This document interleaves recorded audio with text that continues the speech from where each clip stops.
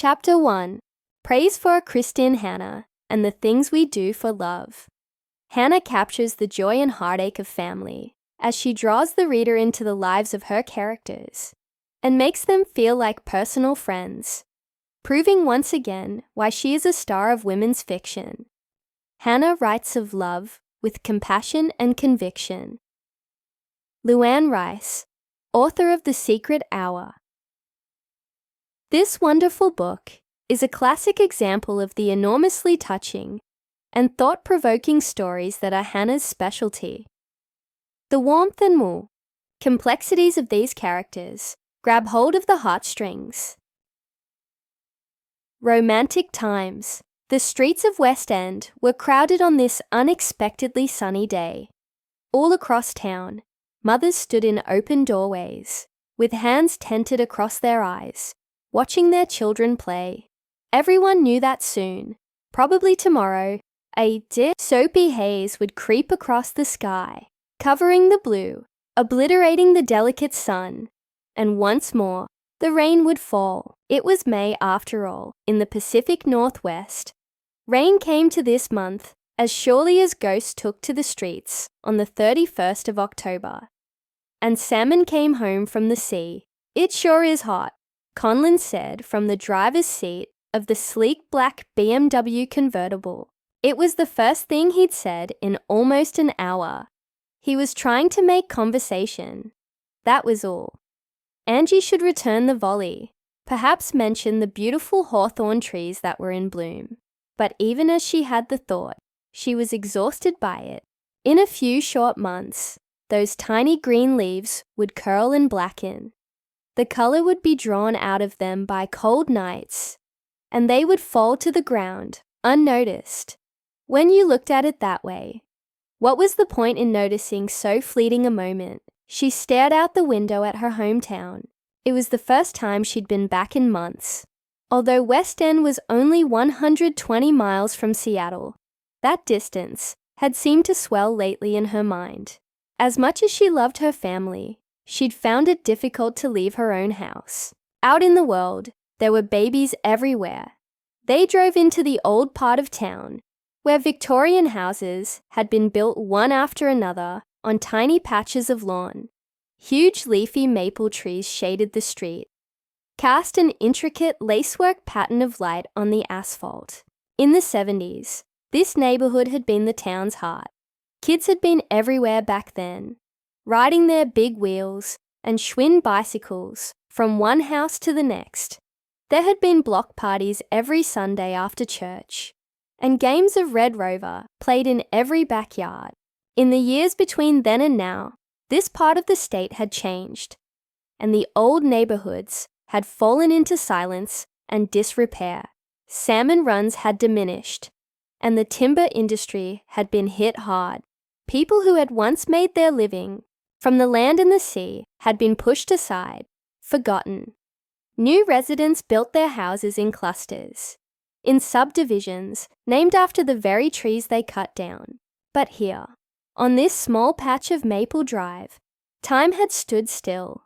The last house on the block looked exactly as it had for 40 years. The white paint was pure and perfect. The emerald green trim glistened. No weed had ever been allowed to flourish in the lawn. Angie's father had tended to this house for 4 decades. It had been his pride and joy. Every Monday, after a weekend of hard work at the family's restaurant, he'd devoted a full 12-hour day to home and garden maintenance. Since his death, Angie's mother had tried to follow that routine. It had become her solace, her way of connecting with the man she'd loved for almost 50 years. And when she tired of the hard work, someone was always ready to lend a hand. Such help, Mama often reminded them, was the advantage to having 3 daughters. Her payoff, she claimed, for surviving their teen years. Conlon pulled up to the curb and parked. As the convertible top shushed mechanically into place, he turned to Angie. "Are you sure you're okay with this? I'm here, aren't I?" She turned to look at him finally. He was exhausted. She saw the glint of it in his blue eyes. but knew he wouldn't say more. Wouldn't say anything that might remind her of the baby they'd lost a few months ago. They sat there, side by side in silence. The air conditioner made a soft, whooshing noise. The old Conlan would have leaned over and kissed her now, would have told her he loved her, and those few and tender words would have saved her. But they were past such comfort these days. The love they'd once shared felt far, far away, as faded and lost as her childhood. "We could leave right now, say the car broke down," he said, trying to be the man he used to be, the man who could tease his wife into smiling. She didn't look at him. "Are you kidding? They all think we paid too much for this car. Besides, Mama already knows we're here. She might talk to dead people, but she has the hearing of a bat. She's in the kitchen, making 10,000 cannoli for 20 people. And your sisters haven't stopped talking since they walked in the door. We could escape in the confusion." He smiled. For a moment, everything felt normal between them, as if there were no ghosts in the car. She wished it were an ease that could last. "Livy cooked 3 casseroles," she muttered. "Mira probably crocheted a new tablecloth and made us all matching aprons. Last week you had 2 pitch meetings and a commercial shoot. It's hardly worth your time to cook." Poor Conlin. 14 years of marriage, and he still didn't understand the dynamics of the Desaria family. Cooking was more than a job or a hobby. It was a kind of currency, and Angie was broke. Her papa, whom she'd idolized, had loved that she couldn't cook. He took it as a badge of success. An immigrant who'd come to this country with $4 in his pocket and made a living feeding other immigrant families. He'd been proud that his youngest daughter made money using her head rather than her hands. "Let's go," she said, not wanting to think about Papa. Angie got out of the car and went around to the trunk. It opened silently, revealing a narrow cardboard box. Inside was an extravagantly rich chocolate cake made by the Pacific Dessert Company, and a to-die-for lemon tart. She reached down for it, knowing some comment would be made about her inability to cook. As the youngest daughter, the princess, she'd been allowed to color or talk on the phone or watch TV, while her sisters worked in the kitchen. None of her sisters ever let her forget that Papa had spoiled her mercilessly. As adults, her sisters still worked in the family restaurant. That was real work, they always said. Unlike Angie's career in advertising. "Come on," Conlin said, taking her arm. They walked up the concrete walkway, past the fountain of the Virgin Mary, and up the steps. A statue of Christ stood by the door, his hands outstretched in greeting. Someone had hung an umbrella from his wrist. Conlin knocked perfunctorily and opened the door. The house rattled with noise. Loud voices, kids running up and down the stairs, ice buckets being refilled, laughter. Every piece of furniture in the foyer was buried beneath a layer of coats and shoes and empty food boxes. The family room was full of children playing games. Candyland for the younger kids, Crazy Eights for the older. Her eldest nephew Jason and her niece Sarah were playing Nintendo on the television. At Angie's entrance, the kids squealed and flocked to her, all talking at once, vying for her attention. From their earliest memories, she was the aunt who would get down on the floor and play with whatever toy was in at the moment. She never turned down their music or said that a movie was unsuitable. When asked, they all said Aunt Angie was way cool. She heard Conlin behind her, talking to Mira's husband, Vince. A drink was being poured. She eased through the crowd of kids and walked down the hallway toward the kitchen. In the doorway, she paused. Mama stood at the oversized butcher block in the center of the room, rolling out the sweet dough. Flour obscured half of her face and dusted her hair. Her eyeglasses, a holdover from the 70s, had lenses the size of saucers and magnified her brown eyes. Tiny beads of sweat collected along her brow and slid down her floury cheeks, landing on her bosom in little blobs of dough. In the 5 months since Papa's passing, she'd lost too much weight and stopped dyeing her hair. It was snow white now. Mira stood at the stove, dropping gnocchi into a pot of boiling water. From behind, she looked like a girl. Even after bearing 4 children, she was still tiny, almost bird-like. And since she often wore her teenage daughter's clothes, she appeared 10 years younger than her 41 years. Tonight, her long black hair was held back in a braid that snaked almost to her waist. She wore a pair of low-rise, flare-legged black pants and a cable-knit red sweater. She was talking now. There was no surprise in that. She was always talking. Papa had always joked that his eldest daughter sounded like a blender on high speed. Livy was standing off to the left, slicing fresh mozzarella. She looked like a Bic pen in her black silk sheath. The only thing higher than her heels was the puffiness of her teased hair. Long ago, Livy had left West End in a rush, certain that she could become a model. She'd stayed in Los Angeles until the sentence, "Could you please undress now?" started to accompany every job interview. 5 years ago, just after her 34th birthday, she'd come home, bitter at her lack of success, defeated by the effort, dragging with her 2 young sons who had been fathered by a man none of the family had ever seen or met. She'd gone to work at the family restaurant, but she didn't like it. She saw herself as a big city girl trapped in a small town. Now she was married, again. It had been a quickie ceremony last week at the Chapel of Love in Las Vegas. Everyone hoped that Salvatore Traina, lucky choice number 3, would finally make her happy. Angie smiled. So much of her time had been spent in this kitchen with these 3 women.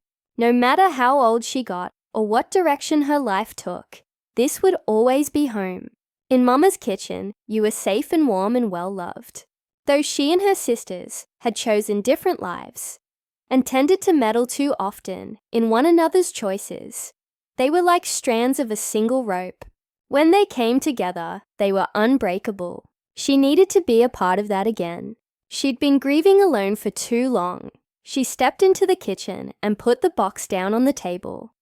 "Hey guys!" Livy and Mira surged forward and folded her in a hug that smelled of Italian spices and drugstore perfume. They held her tightly. Angie felt the wetness of tears on her neck, but nothing was said except, "It's good to have you home. Thanks." She gave her sisters one last tight hug, then went to Mama, who opened her arms. Angie stepped into the warmth of that embrace. As always, Mama smelled of thyme, taboo perfume, and Aquanet hairspray. The sense of Angie's youth. Mama hugged her so tightly that Angie had to draw in a gulp of air. Laughing, she tried to step back, but Mama held on. Angie stiffened instinctively. The last time Mama had held Angie this tightly, Mama had whispered, "You'll try again. God will give you another baby." Angie pulled out of the embrace. "Don't," she said, trying to smile. That did it. Just the quietly voiced plea. Mama reached for the Parmesan grater and said, "Dinner's ready. Mira, get the kids to the table." The dining room held 14 people comfortably, and 15 tonight. An ancient mahogany table, brought here from the old country, held center stage in a big, windowless room, papered in rose and burgundy. An ornate wooden crucifix hung on the wall beside a portrait of Jesus. Adults and children were crammed around the table. Dean Martin sang in the other room. "Let us pray," Mama said as soon as everyone was seated. When silence didn't fall instantly, she reached over and thwopped Uncle Francis on the head. Francis dropped his chin and closed his eyes. Everyone followed suit and began the prayer. Their voices joined as one. "Bless us, O Lord, and these thy gifts, which we are about to receive from thy bounty through Christ our Lord. Amen." When the prayer ended, Mama stood up quickly, raised her wine glass. "We drink a toast now to Sal and Olivia." Her voice vibrated. Her mouth trembled. I do not know what to say. Toasting is a man's job." She abruptly sat down. Mira touched Mama's shoulder and stood up. "We welcome Sal to our family. May you two find the kind of love that Mama and Papa had. May you have full cupboards and warm bedrooms. And," she paused. Her voice softened, "many healthy babies." Instead of laughter and clapping and clanking glasses, there was silence. Angie drew a sharp breath and looked up at her sisters. "I'm not pregnant," Livy said quickly. "But we're trying." Angie managed to smile, although it was wobbly and weak and fooled no one. Everyone was looking at her, wondering how she would handle another baby in the family. They all tried so hard not to bruise her. She raised her glass. "To Sal and Livy," she spoke quickly, hoping her tears would pass for joy. "May you have many healthy babies." Conversation started up again. The table became a frenzy of clanging forks and knives scratching on porcelain and laughter. Although this family gathered for every holiday and 2 Monday nights a month, they never ran out of things to say. Angie glanced around the table. Mira was talking animatedly to Mama about a school fundraiser that needed to be catered. Vince and Uncle Francis were arguing about last week's Huskies-Ducks game. Sal and Livy were kissing every now and then. The younger kids were spitting peas at one another, and the older ones were arguing about whether Xbox or PlayStation was better. Conlon was asking Aunt Julia about her upcoming hip replacement surgery. Angie couldn't concentrate on any of it. She certainly couldn't make idle conversation.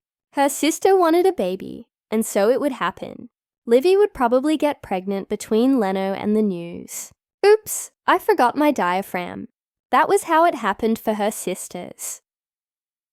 After dinner, as Angie washed the dishes, no one spoke to her, but everyone who walked past the sink squeezed her shoulder or kissed her cheek. Everyone knew there were no more words to say. Hopes and prayers had been offered so many times over the years. They'd lost their sheen. Mama had kept a candle burning at St. Cecilia's for almost a decade now, and still it would be Angie and Conlon alone in the car tonight, a couple who'd never multiplied into a family. Finally, she couldn't stand it anymore. She tossed the dish rag on the table and went up to her old bedroom. The pretty little room, still wallpapered in roses and white baskets, held twin beds ruffled in pink bedding. She sat down on the end of her bed. Ironically, she'd once knelt on this very floor and prayed not to be pregnant. She'd been 17 at the time, dating Tommy Matucci, her first love. The door opened and Conlon walked in. Her big black-haired Irishman husband looked ridiculously out of place in her little girl's room. "I'm fine," she said. "Yeah, right." She heard the bitterness in his voice, felt stung by it. There was nothing she could do, though. He couldn't comfort her. God knew that had been proven often enough. "You need help." He said it tiredly. And no wonder. The words were old. "I'm fine." He stared at her for a long time. The blue eyes that had once looked at her with adoration now held an almost unbearable defeat. With a sigh, he turned and left the room, closing the door behind him. A few moments later, it opened again. Mama stood in the doorway, her fists planted on her narrow hips. The shoulder pads on her Sunday dress were Blade Runner big and practically touched the door frame on either side. "You always did run to your room when you were sad or angry." Angie scooted sideways to make room. "And you always came running up after me. Your father made me. You never knew that, did you?" Mama sat down beside Angie. The old mattress sagged beneath their weight. "He could not stand to see you cry." Poor Livy could shriek her lungs out, and he never noticed. "But you were his princess. One tear could break his heart." She sighed. It was a heavy sound, full of disappointment and empathy. "You're 38 years old, Angela," Mama said. "It's time to grow up. Your papa, God rest his soul, would have agreed with me on this. I don't even know what that means." Mama slipped an arm around her, pulled her close. "God has given you an answer to your prayers, Angela. It is not the answer you wanted, so you don't hear. It's time to listen. Angie woke with a start. The coolness on her cheeks was from tears. She'd had the baby dream again, the one in which she and Conlon stood on opposite shores. Between them, on the shimmering expanse of blue sea, was a tiny pink swaddled bundle. Inch by inch, it floated away and disappeared. When it was gone, they were left alone, she and Conlon, standing too far apart. It was the same dream she'd been having for years, as she and her husband trudged from doctor's office to doctor's office, trying one procedure after another. Supposedly she was one of the lucky ones. In 8 years, she'd conceived 3 children. 2 had ended in miscarriage. 1, her daughter, Sophia, had lived for only a few short days. That had been the end of it. Neither she nor Conlon had the heart to try again. She eased away from her husband, grabbed her pink chenille robe off the floor, and left the bedroom. The shadowy hallway waited for her. To her right, dozens of family photographs, all framed in thick mahogany, covered the wall. Portraits of 5 generations of Desarias and Malones. She looked down the long hallway at the last closed door. The brass knob glinted in moonlight from the nearby window. When was the last time she'd dared to enter that room? God has given you an answer. It's time to listen. She walked slowly past the stairs and the vacant guest room to the final door. There she drew in a deep breath and exhaled it. Her hands were trembling as she opened the door and went inside.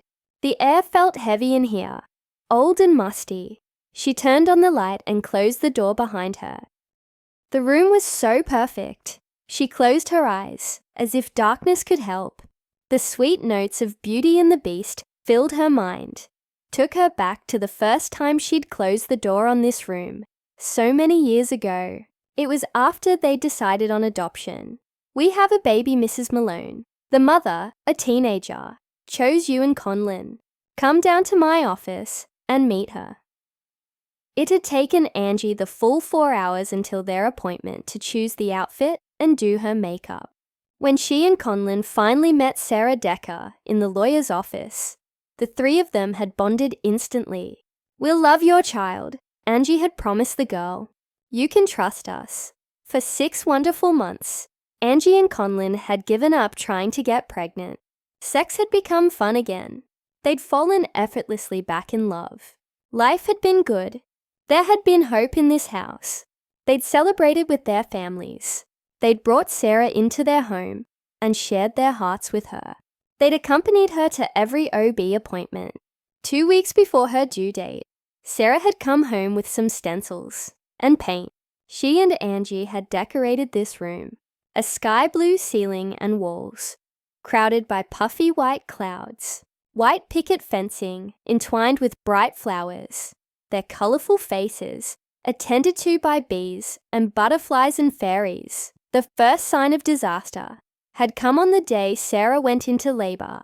Angie and Conlon had been at work. They'd come home to an empty, too quiet house, with no message on the answering machine and no note on the kitchen table. They'd been home less than an hour when the phone rang. They'd huddled by the phone together, holding hands, crying with happiness when they heard of the birth. It had taken a moment for the other words to register. Even now, Angie only remembered bits and pieces of the conversation. I'm sorry. Changed her mind back with her boyfriend keeping the baby.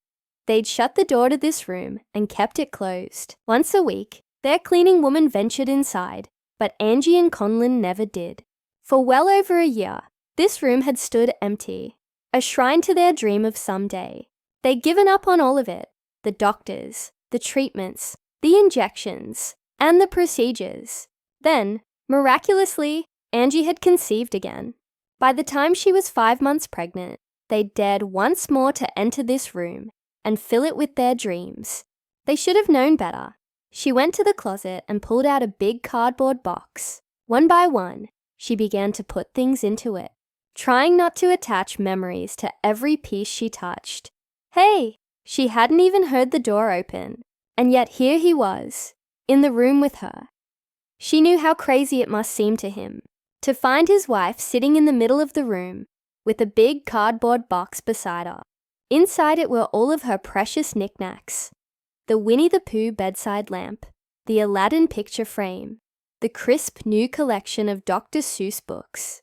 The only piece of furniture left was the crib. The bedding was on the floor beside it, a neat little stack of pale pink flannel. She turned to look up at him. There were tears in her eyes, blurring her vision, but she hadn't noticed until now. She wanted to tell him how sorry she was. It had all gone wrong between them. She picked up a small pink stack of sheets, stroking the fabric.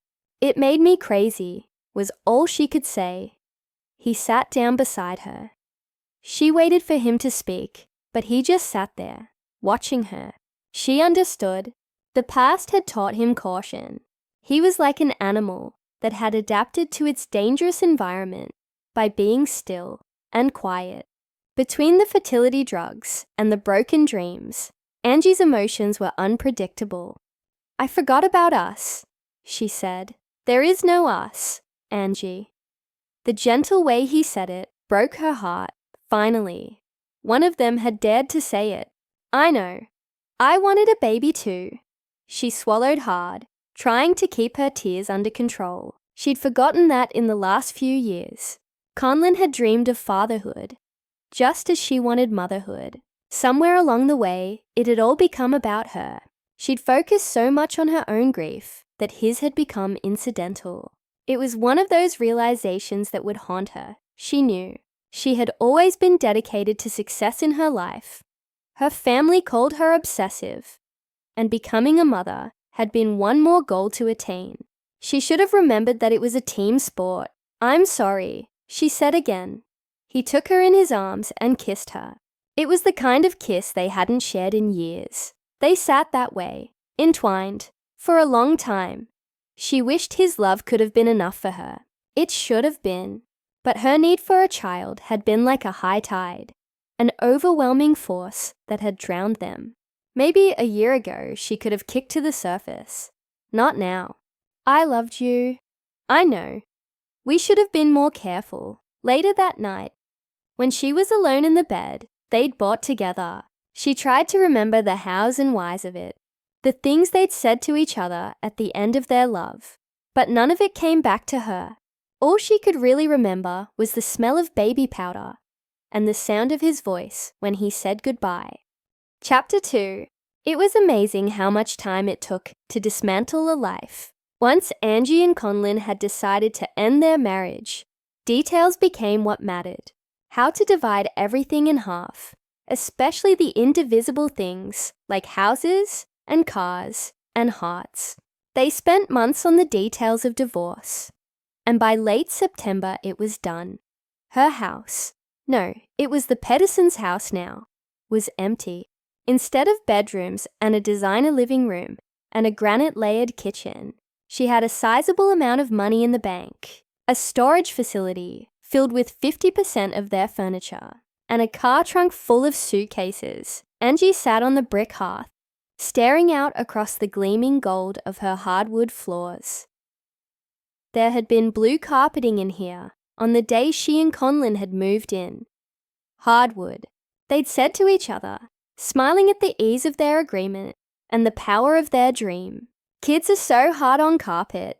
So long ago, 10 years in this house. It felt like a lifetime. The doorbell rang. She immediately tensed, but it couldn't be Con. He'd have a key. Besides, he wasn't scheduled to come by today. This was her day to pack up the last of her things. After 14 years of marriage, they now had to schedule separate time in the house they'd shared. She got to her feet and crossed the living room. Opening the door, Mama, Mira, and Livy stood there, huddled together beneath the entry roof, trying to keep out of the rain. They were trying to smile too. Neither effort was entirely successful. "A day like this," Mama said, "is for family." They surged forward in a pack. The aroma of garlic wafted up from a picnic basket on Mira's arm. "Focaccia," Mira said at Angie's look. "You know that food eases every trouble." Angie found herself smiling. How many times in her life had she come home from school, devastated by some social slight, only to hear Mama say, Eat something. You'll feel better. Livy sidled up to her. In a black sweater and skin-tight jeans, she looked like Lara Flynn Boyle on Big Hair Day. I've been through 2 divorces. Food so doesn't help. I tried to get her to put tequila in the basket, but you know, Mama. She leaned closer. I have some Zoloft in my purse if you need it. Come, Mama said, taking charge. She herded her chicks to the empty living room. Angie felt the full weight of it then. Failure. Here was her family, looking for places to sit in an empty house that yesterday had been a home. Angie sat down on the hard, cold floor. The room was quiet now. They were waiting for her to start talking. They'd follow her lead. That was what family did. The problem was, Angie had nowhere to go and nothing to say. Her sisters would have laughed about that on any other day. Now it was hardly funny. Mira sat down beside Angie and scooted close. The rivets on her faded jeans made a scraping noise on the floor. Mama followed, sat down on the brick hearth. Livy sat beside her. Angie looked around at their sad, knowing faces, wanting to explain it for them. If Sophie had lived, don't go there, Livy said sharply. It can't help. Angie's eyes stung. She almost gave in to her pain right there, let it overwhelm her. Then she rallied. It wouldn't do any good to cry. Hell, she'd spent most of the last year in tears. And where had it gotten her? You're right, she said. Mira took her in her arms. It was exactly what Angie needed. When she drew back, feeling somehow shakier and steadier at the same time, all 3 women were looking at her. Can I be honest here? Livy said, opening the basket and pulling out a bottle of red wine. Absolutely not, Angie said. Livy ignored her. You and Con have been at odds too long. Believe me, I know about love that goes bad. It was time to give up. She began pouring the wine into glasses. Now you should go somewhere. Take some time off. Running away won't help, Mira said. Bullshit, Livy responded, offering Angie a glass of wine. You've got money. Go to Rio de Janeiro. The beaches are supposed to be great. And practically nude. Angie smiled. The pinched feeling in her chest eased a little. So I should buy a thong and show off my rapidly dropping ass. Livy laughed. Honey, it wouldn't hurt. For the next hour, they sat in the empty living room, drinking red wine and eating, talking about ordinary things. The weather, life in West End, Aunt Julia's recent surgery. Angie tried to follow the conversation, but she kept wondering how she had ended up here, alone and childless at 38. The early years of her marriage had been so good. That's because business is bad, Livy said, pouring herself another glass of wine. What else can we do? Angie drifted back to the here and now, surprised to realize that she'd left for a few minutes. She looked up. What are you guys talking about? Mama wants to sell the restaurant, Mira said. Angie straightened. What? The restaurant was the hub of their family, the center of everything. We were not going to speak of it today, Mama said, shooting Mira an angry look. Angie looked from face to face. What in the hell is going on? Don't you swear, Angela, Mama said. She sounded tired. Business at the restaurant is bad. I don't see how we can keep going. But Papa loved it, Angie said. Tears sprang into her mother's dark eyes. You hardly need to tell me this. Angie looked at Livy. What's wrong with the business? Livy shrugged. The economy is bad. Desaria's has been doing well for 30 years. It can't be. I can't believe you're going to tell us how to run a restaurant. Livy snapped, lighting up a cigarette. What would a copywriter know about it? Creative director. And it's running a restaurant, not performing brain surgery. You just give people good food at good prices. How hard can...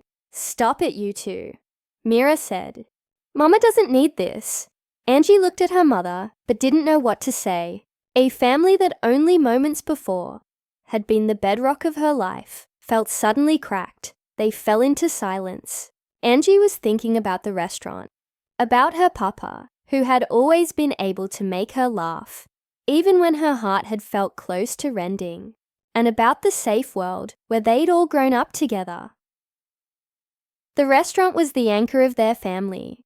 Without it, they might drift away from one another. And that, the floating on one's own tide, was a lonely way to live. Angie knew. Angie could help, Mama said. Livy made a sound of disbelief. She doesn't know anything about the business.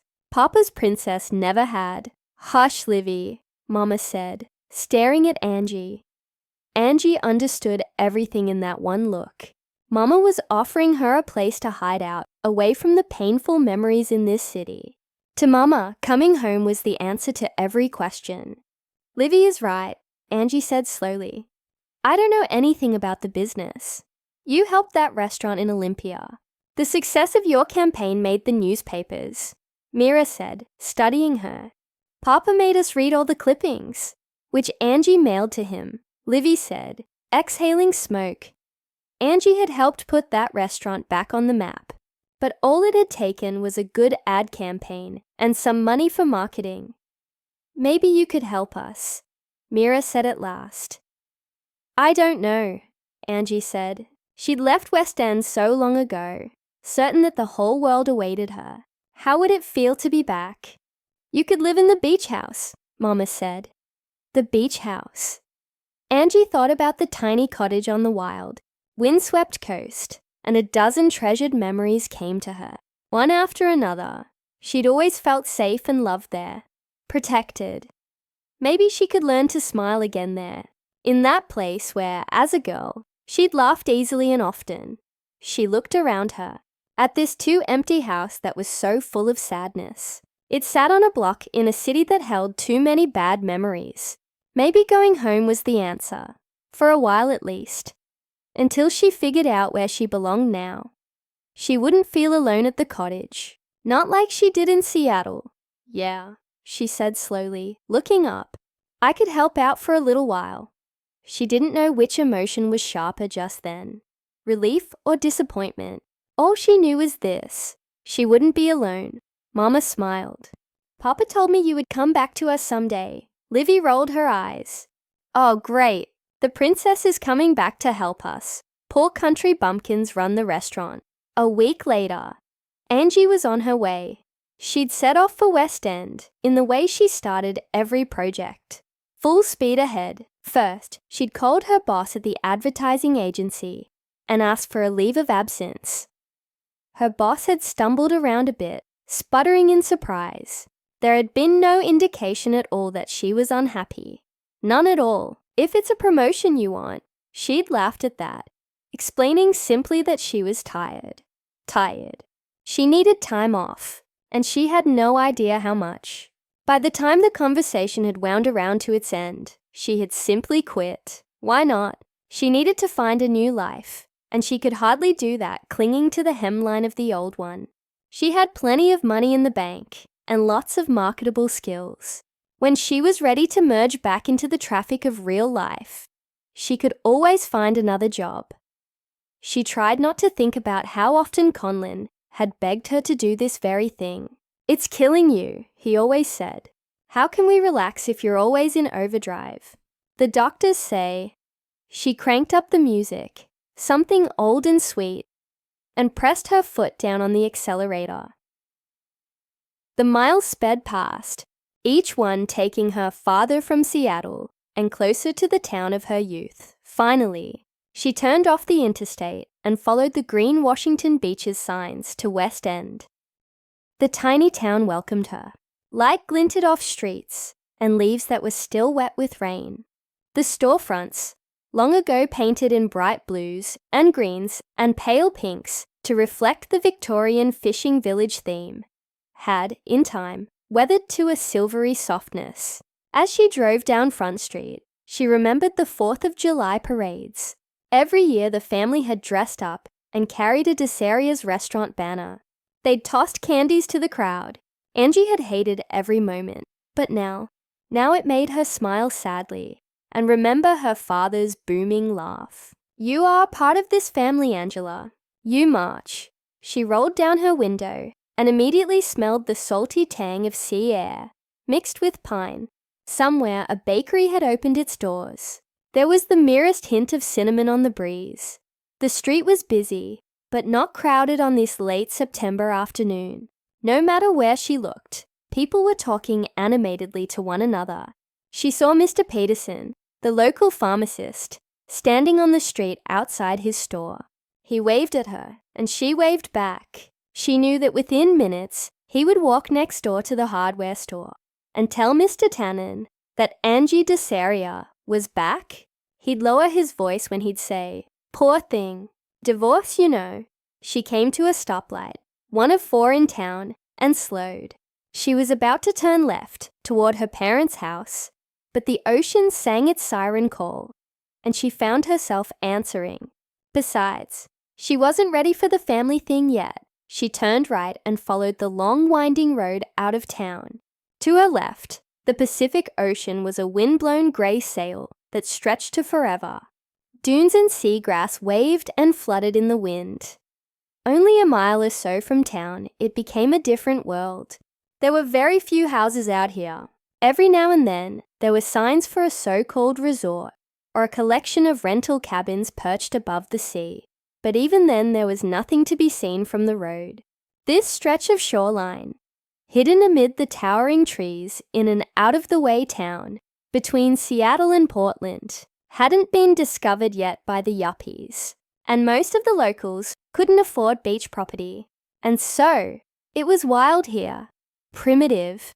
The ocean roared its presence and reminded passers-by that once, not so very long ago, people believed dragons lived in the uncharted waters. It could be quiet sometimes, deceptively so, and in those times, tourists were lulled into a false sense of safety. They took their rented kayaks out into the rolling water and paddled back and forth. Every year, some of those tourists were simply lost. Only the bright borrowed kayaks returned. Finally, she came to an old rusted mailbox that read, "Desaria." She turned onto the rutted dirt driveway. Giant trees hemmed her in on either side, blocked out most of the sky and all of the sun. The property was covered in fallen pine needles and oversized ferns, mist-coated the ground and rose upward, gave the world an impossibly softened look. She'd forgotten the mist, how it came every morning in the autumn, breathing up from the earth like a sigh made visible. Sometimes, on early morning walks, you could look down and not see your own feet. As children, they'd gone in search of that mist in the mornings, made a game out of kicking through it. She pulled up to the cottage and parked. The homecoming was so sweet and sharp. She swallowed a sudden lump in her throat. The house her father had built by hand sat in a tiny clearing, surrounded by trees that had been old when Lewis and Clark passed through this territory. The shingles, once a cedar red, had aged to the color of driftwood, silvery soft. The white trim was barely a contrast at all. When she got out of the car, she heard the symphony of her childhood summers, the sound of surf below, the whistling of the wind through the trees. Someone somewhere was flying a kite. The fluttery thwop-thwop sent her back in time. "Come on over here, princess. Help Papa trim these bushes back. Hey, Livy, wait up. I can't run that fast. Mama, tell Mira to give me my marshmallows back." It was here. All those funny, angry, bittersweet moments that made up their family's history. She stood there in the watery sunlight, surrounded by trees, and soaked them all in. The memories she'd forgotten. Over there by the giant nurse log that sprouted a dozen smaller plants was where Tommy had first kissed Angie and tried to feel her up. There by the well house was the best ever hiding place for hide-and-go-seek. And there, hidden in the dark shade of 2 gigantic cedar trees, was the Fern Grotto. 2 summers ago, she and Conlon had brought all the nieces and nephews out here for a camp out. They'd built a fort amid the huge ferns and pretended to be pirates. They'd told elaborate ghost stories that night. All of them gathered around a bonfire, roasting marshmallows and making s'mores. Back then, she'd still believed that someday she'd bring her own children here. With a sigh, she carried her luggage into the house. The downstairs was one big room, a kitchen off to the left with butter yellow cabinets and white tile countertops, a small dining area tucked into the corner. Somehow all 5 of them had eaten at that tiny table, and a living room that took up the rest of the space. A giant river rock fireplace dominated the north-facing wall. Around it were clustered a pair of overstuffed blue sofas, a battered pine coffee table, and Papa's worn leather chair. There was no television at the cottage. Never had been. "We talk," Papa had always said when his daughters complained. "Hey, Papa," she whispered. The only answer was wind on the window panes. Tap, tap, tap. It was the sound a rocking chair made, on a hardwood floor in an unused room. She tried to outrun the memories, but they were too fast. She felt her control slipping away. With every breath she took, it seemed that time marched on, moved away from her. Her youth was leaving her, as impossible to grasp as the air she breathed in her lonely bed at night. She let out a heavy breath. She'd been a fool to think things would be different here. Why would they? Memories didn't live on streets or in cities. They flowed in the blood, pulsed with your heartbeat. She'd brought it all with her, every loss and heartache. The weight of it bowed her back, exhausted her. She climbed the stairs and went into her parents' old bedroom. The sheets and blankets were off the bed, of course, no doubt stored in a box in the closet, and the mattress was dusty. But Angie didn't care.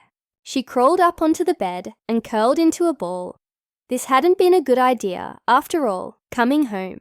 She closed her eyes, listening to the bees buzzing outside her window, and tried to fall asleep. The next morning, Angie woke with the sun. She stared up at the ceiling, watching a fat black wolf spider spinning its web. Her eyes felt gritty and swollen. Once again she'd wadded her mattress with memories. Enough was enough. It was a decision she'd made hundreds of times in the last year. This time she was determined to mean it. She opened the suitcase, found a change of clothes, and headed for the bathroom. After a hot shower, she felt human again. She brushed her hair into a ponytail, dressed in a pair of faded jeans and a red turtleneck sweater, and grabbed her purse off the kitchen table. She was just about to leave for town when she happened to glance out the window. Outside, Mama sat on a fallen log at the edge of the property. She was talking to someone, moving her hands in those wild gestures that had so embarrassed Angie in her youth. No doubt the whole family was arguing about whether Angie could be of any use at the restaurant. After last night, she questioned it herself. She knew that when she stepped out onto the porch, all those voices raised in disagreement would sound like a lawnmower. They would spend an hour arguing over the pros and cons of Angie's return. Her opinion would hardly matter. She paused at the back door, gathering courage. Forcing a smile, she opened the door and went outside. Looking for the crowd, there was no one here except Mama. Angie crossed the yard and sat down on the log. "We knew you'd come out sooner or later," Mama said. "We? Your Papa and me," Angie sighed. So her mother was still talking to Papa. Grief was something Angie knew well. She could hardly blame her mother for refusing to let go. Still, she couldn't help wondering if this was something to worry about. She touched her mother's hand. The skin was loose and soft. "So what does he have to say about my being home?" Mama sighed in obvious relief. "Your sisters asked me to see a doctor. You ask me what Papa has to say. Oh, Angela, I'm glad you're home." She pulled Angie into a hug. For the first time, Mama wasn't dressed to the nines and layered in clothes. She wore only a cable-knit sweater and an old pair of Jordache jeans. Angie could feel how thin she'd gotten, and it worried her. "You've lost more weight," she said, drawing back. "Of course. For 47 years, I eat dinner with my husband. Alone is hard. Then you and I will eat together. I'm alone too. Are you staying? What do you mean?" "Mira thinks you need someone to take care of you and a place to hide out for a few days. Running a restaurant in trouble is not easy. She thinks you'll be gone in a day or two." Angie could tell that Mira spoke for others in the family, and she wasn't surprised. Her sister didn't understand the kind of dreams that sent a girl in search of a different life, or the heartache that could turn her around and send her home again. The family had always worried that Angie's ambition was too sharp somehow, that it would cut her. What do you think? Mama bit down on her lip, worried it in a gesture as familiar as the sound of the sea. Papa says he's waited 20 years for you to take over his baby, his restaurant, and he doesn't want anyone to get in your way. Angie smiled. That sounded so much like Papa. For a second, she almost believed he was here with them, standing in the shadows of his beloved trees. She sighed, wishing she could hear his voice again. But there was only the sound of the ocean, roaring up to the sand. She couldn't help thinking about last night and all the tears she'd shed. I don't know if I'm strong enough yet to help you.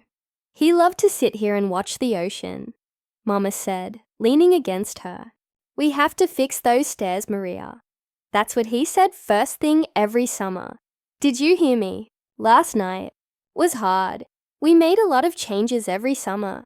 This place never looked the same 2 years in a row. I know, but it always started with the one thing. Just fixing the stairs. Just the stairs, huh? Angie said, finally smiling. The longest journey begins with a single step and all that. Some sayings are simply true. But what if I don't know where to start? You will. Mama put an arm around her. They sat that way a long time, leaning against each other, staring out to sea. Finally, Angie said, How did you know I was here, by the way? Mr. Peterson saw you drive through town. And so it begins. Angie smiled, remembering the web that connected the residents in this town. Once, at the homecoming dance, she'd let Tommy Matucci put his hands on her butt. The news had reached Mama before the dance was over. As a girl, Angie had hated that small town feeling. Now, it felt good to know that people were looking out for her. She heard a car drive up. She glanced back at the house. A forest green minivan pulled into the yard. Mira got out of the car. She was wearing a faded pair of denim overalls and an old Metallica t-shirt. In her arms were a pile of account books. No time like the present to get started, she said. But you better read 'em fast before Livy realizes they're gone. You see, Mama said, smiling at Angie. Family will always show you where to begin. A drizzly rain fell on the brick courtyard of Fircrest Academy, giving everything a shiny, lacquered appearance. Standing beneath the flagpole, Lauren Ribito looked at her watch for at least the 10th time in as many minutes. It was 6:15. Her mother had promised to be here for the college fair by 5:30. She couldn't believe she'd fallen for the pretty promises again. She knew better. Happy hour at the Tides Tavern didn't end until 6:30. So why did it still hurt after all these years? You'd think a heart would grow calluses at some point. She turned away from the empty road and headed toward the gymnasium. She was almost to the doors when she heard a male voice call her name. David! She spun around, already smiling. He got out of the passenger side of a new black Cadillac Escalade and slammed the door shut with his hip. He was dressed up, wearing blue Dockers and a yellow cashmere sweater. Even with his blonde hair plastered wetly to his head, he was the best-looking guy in school. I thought you'd be inside already, he said, running up to her. My mom didn't show. Again, she hated the tears that burned her eyes. It's no big deal. He pulled her into a bear hug, and for those few moments, her world was okay. How about your dad? She asked gently, hoping just this once. Mr. Haynes had come through for David. Nope. Someone has to denude the rainforest. She heard the bitterness in his voice and started to say, I love you. The sound of high heels on concrete stopped her. Hello, Lauren. She eased out of David's arms and looked up at his mother, who was trying not to frown. Hello, Mrs. Haynes. Where is your mother? She asked, settling an expensive brown handbag over her shoulder as she glanced around. Lauren flashed on an image of her mother's most likely location. Slumped on a bar stool in the Tides, smoking a bummed cigarette. She had to work late. On college fair night, Lauren hated the way Mrs. Haynes looked at her then.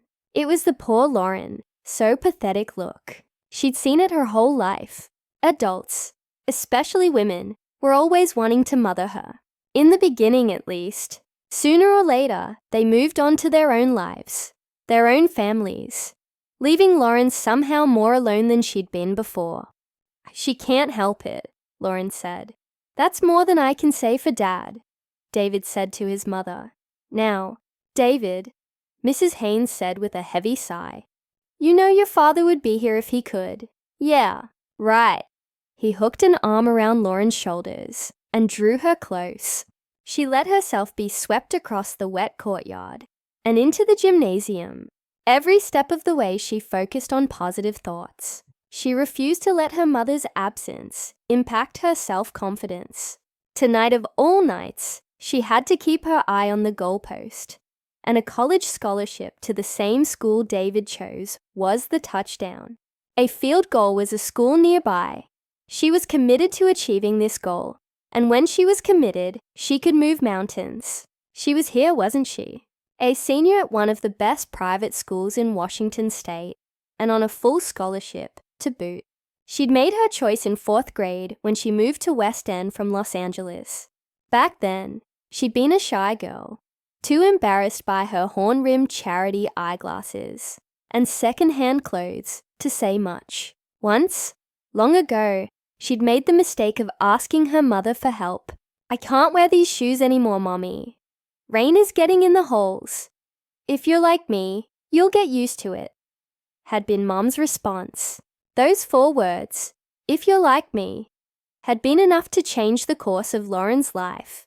The next day, she set about changing herself and her life. Project Geek No More had begun. She did chores for all the neighbors in the rundown apartment complex in which she and her mother lived, feeding the cats for old Mrs. Teabody in 4A, cleaning the kitchen for Mrs. Mork, carrying packages upstairs for Mrs. Parmenter in 6E, $1 at a time. She saved up money for contact lenses and new clothes. "My," the optometrist had said on the big day, "you have the most gorgeous brown eyes I've ever seen."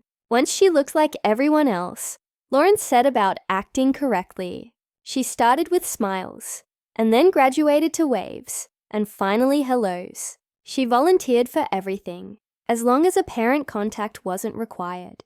By the time she started junior high, her hard work had begun to pay off. She'd earned her full ride to Fircrest Academy, a Catholic school with a strict uniform code.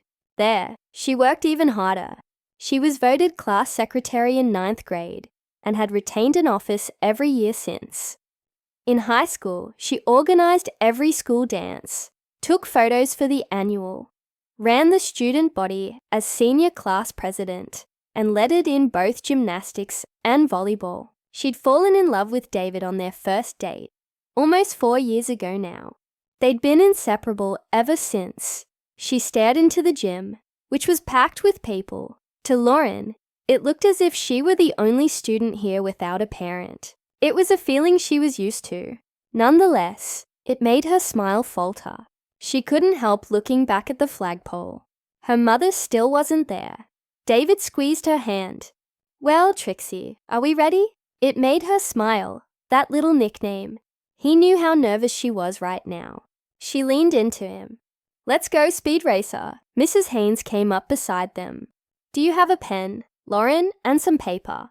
"Yes, ma'am," she answered. It embarrassed her, how much that simple question meant to her. "I don't have a pen," David said, grinning. Mrs. Haynes handed him a pen and led the way forward. They merged into the stream of traffic. As always, the crowd parted for them. They were the senior couple, the pair voted most likely to stay in love. Dozens of friends waved or said hi. They went from booth to booth, picking up literature and talking to the representatives. As always, David did everything he could to help Lauren. He told everyone he saw about her stellar grades and achievements. He was certain she'd be offered countless scholarships. In his world, things came easily. And in that world, It was easy to believe in happy endings. He stopped at the Ivy League schools. When Lauren looked at pictures of those venerable campuses, she felt queasy. She prayed he didn't decide to go to Harvard or Princeton. She could never fit in there, even if she could get accepted. Not there, in those halls where the girls were named after food products, and everyone had parents who believed in education. Still, she smiled her prettiest smile and took the brochures. A girl like her needed to make a good impression at all times. There was no room for error in her life. At last, they headed for the Holy Grail, the Stanford booth. Lauren heard Mrs. Haynes's trailing voice as she marched ahead of them. The wing named after your grandfather. Lauren stumbled. It took pure willpower to keep her posture good and her smile in place. David would probably go to Stanford, where his parents had gone, and his grandfather too. The one school on the West Coast that matched the Ivy League for exclusivity. Stellar grades weren't enough. Perfect SAT scores didn't guarantee admittance, either. No way would she get a scholarship from Stanford. David tightened his hold on her hand. He smiled down at her. Believe, that smile said. She wanted to.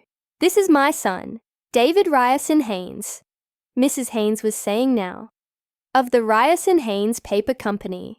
She hadn't added that, of course. It would have been tacky and wholly unnecessary. And this is Lauren Ribito, David said, squeezing Lauren's hand. She'd be a real asset to Stanford's student body. The recruiter smiled at David. So, David, he said, you're interested in following in your family's footsteps. Good for you. At Stanford, we pride ourselves on... Lauren stood there, holding David's hand so tightly, her fingers started to ache. She waited patiently for the recruiter to turn his attention to her. He never did. The bus jerked to a stop at the corner. Lauren grabbed her backpack off the floor and hurried to the front of the bus. Have a nice night, Luella, the bus driver said. Lauren waved and headed down Main Street. Here, in the tourist hub of downtown West End, everything was sparkling and beautiful. Years ago, when the timber and commercial fishing industries had hit hard times, the town fathers had decided to play up the Victorian cuteness of the town. Half of downtown's buildings had already fit the bill. The other half were hurriedly remodeled. A statewide advertising campaign was started. For a solid year, the city government paid for nothing else. Not roads or schools or services. And West End, Victorian getaway on the coast, was born. The campaign worked. Tourists drifted in, drawn by the bed and breakfasts, the sandcastle competitions, the kite flying, and the sport fishing. It became a destination, instead of a detour on the road from Seattle to Portland. But the veneer went only so deep, and like all towns, West End had its forgotten places. Its corners that remained unseen by visitors and unvisited by locals. That part of town, the place where people lived in apartments without decorations or security. Lauren's part of town. She turned off Main Street and kept walking. With each step, the neighborhood deteriorated. The world became darker, more rundown. There were no Victorian-inspired curlics on the buildings here. No advertisements for quaint bed and breakfasts or seaplane rides. This was where the old-timers lived. Men who'd once worked in the timber mills or on the fishing boats. The people who'd missed the tide of change and been washed into the dark, muddy marshlands. Here, the only bright lights were neon signs that advertised booze. Lauren walked briskly, looking straight ahead. She noticed every nuance of change, every shadow that seemed new, every noise and movement, but she wasn't afraid. This street had been her home turf for more than 6 years. Though most of her neighbors were down on their luck, they knew how to take care of one another, and little Lauren Ribito belonged here. Home was a narrow, 6-story apartment building that sat dead center on a lot overgrown with blackberry bushes and salal. The stucco exterior was grayed with dirt and debris. Light shone from behind several windows, giving the place its only sign of life, Lauren hiked up the creaking steps, pushed through the front door. The lock had been broken 5 times last year. The property manager, Mrs. Mock, refused to fix it again and headed for the tired steps that led to her apartment on the 4th floor. As she crept past the manager's door, she held her breath. She was almost to the stairs when she heard the door open. "Lauren, is that you? Damn it." She turned around trying to smile. "Hello, Mrs. Mock." Mrs. Mock, call me Dolores, honey, stepped into the shadowy hallway. Light from the open doorway made her look pale, almost sinister, but her toothy smile was bright. As always, she wore a navy blue kerchief over her graying hair and a floral house dress. There was a rumpled look to her, as if she'd just been unfolded from an old suitcase. Her shoulders were hunched by a lifetime of disappointment. It was a common stance in this neighborhood. "I went to the salon today." "Uh-huh. Your mom didn't show for work. She's sick." Mrs. Mock clucked sympathetically. "New boyfriend again, huh?" Lauren couldn't answer. "Maybe this time it'll be love. Anyhow, you're overdue on the rent. I need it by Friday." "Okay." Lauren couldn't hold on to her smile. Mrs. Mock gave her the look. "You can't be warm enough in that coat," she said, frowning. "You tell your mom." "I will. Bye." She ran for the stairs and went up to the 4th floor. Their door was ajar. Light spilled between the crack, slanted butter-like, across the linoleum hallway. Lauren wasn't worried. Her mom rarely remembered to shut the front door, and when she did remember to close it, she never locked it. Lost her keys too often. That was the excuse. Lauren went inside. The place was a mess. An open pizza box covered one end of the counter. A collection of beer bottles stood beside it. Potato chip bags were everywhere. The room smelled of cigarettes and sweat. Mom lay on the sofa, arms and legs akimbo. A rumbling snore came up from the tangle of blankets that covered her face. With a sigh, Lauren went into the kitchen and cleaned everything up. Then she went to the couch and knelt down. "Come on, Mom, I'll help you to bed." "What? Huh?" Mom sat up, bleary-eyed. Her short tousled hair, platinum this month, stuck out around her pale face. She reached shakily for the beer bottle on the end table. She took a long drink, then set it back down. Her aim was off, unsteady. The bottle thunked to the floor, spilling its contents. She looked like a broken doll, with her face cocked to one side. She was porcelain pale, blue-black mascara smudged around her eyes. The faintest hint of her once great beauty remained, like a glimmer of gold trim on a dirty china plate, peeking through. "He left me." "Who did, Mom?" "Cal. And he swore he loved me." "Yeah, they always do." Lauren bent down for the beer bottle, wondering if they had any paper towels to blot up the mess. Probably not. Mom's paychecks were getting thinner lately. Supposedly, it was the sagging economy. Mom swore that fewer women were coming to see her at the salon. Lauren figured that was half of the story. The other half was that the heir apparent beauty salon was 4 doors down from the Tides Tavern. Mom reached for her cigarettes and lit one up. "You're giving me that look again." "The fuck me? My mom's a loser look." Lauren sat down on the coffee table. As much as she tried not to feel the sting of disappointment, it was there. She always seemed to want too much from her mother. When would she learn? These continual letdowns were eating through her. Sometimes, she imagined she could even see them as a shadow above her heart. The college fair was today. Mom took another drag, frowning as she exhaled. "That's on Tuesday." "This is Tuesday, Mom." "Oh, shit." Mom leaned back onto the nubby avocado green sofa. "I'm sorry, honey. I lost track of the days." She exhaled again, scooted sideways. "Sit." Lauren moved fast, before Mom changed her mind. "How did it go?" She snuggled next to her mother. "I met a great guy from USC. He thought I should try and get recommendations from alumni." She sighed. "I guess who you know helps. Only if who you know will pay the tab too." Lauren heard the hard edge come into her mother's voice, and she winced. "I'll get a scholarship, Mom." You'll see. Mom took a long drag on her cigarette and turned slightly, studying Lauren through the filmy haze. Lauren braced herself. She knew what was coming. Not today. Please. I thought I'd get a scholarship too, you know. Please, don't. Let's talk about something else.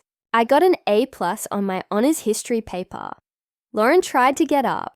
Mom grabbed her wrist, held her in place. My grades were okay, Mom said, unsmiling, her brown eyes growing even darker. I led it in track and basketball. My test scores were damn respectable too. And I was beautiful. They said I looked like Heather Locklear. Lauren sighed. She edged sideways, put a tiny space between them. I know. Then I went to the Sadie Hawkins dance with Thad Marlowe. I know, big mistake. A few kisses, a few shots of tequila, and there I was with my dress up around my waist. I didn't know then that I was fucked in more ways than just the one. 4 months later, I was a senior in high school, shopping for maternity dresses. No scholarship for me, no college, no decent job. If one of your stepfathers hadn't paid for beauty school, I'd probably be living in the street and eating other people's leftovers. So, Missy, you keep your own knees shut. Believe me, Mom. I know how I ruined your life. Ruined is harsh, Mom said with a tired sigh. I never said ruined. I wonder if he had other children, Lauren said. She'd asked this same question every time her father's name was mentioned. She couldn't seem to help herself, though she knew the answer by heart. How would I know? He ran from me like I had the plague. I just wish I had relatives, that's all. Mom exhaled smoke. Believe me, family is overrated. Oh, they're fine till you screw up. But then, wham! They break your heart. Don't you count on people, Lauren. Lauren had heard all this before. I just wish, don't. It'll only hurt you. Lauren looked at her mother. Yeah, she said tiredly. I know.